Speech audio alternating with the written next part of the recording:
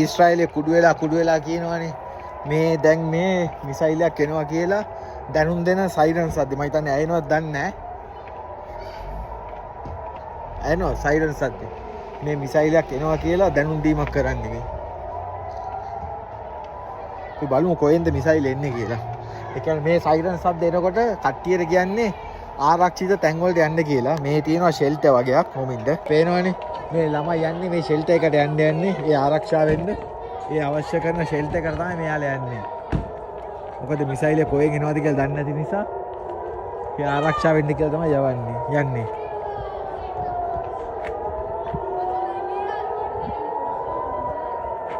ආරෙන්නේ missile දෙකක්.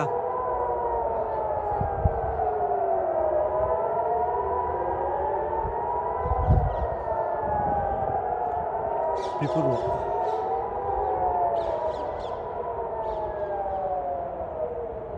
හරියටම ඔළුව උඩ පිපුරුවේ.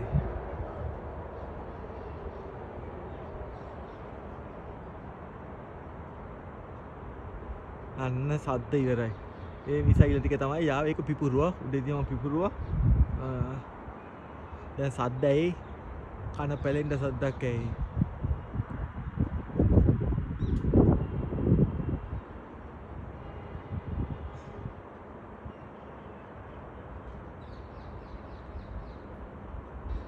ඔන්න ওই විදිහට තමයි ඊශ්‍රායලයේ මිසයිල් උඩදීම නිෂ්ක්‍රිය කරන්න. ඇහෙනවනේ සද්ද.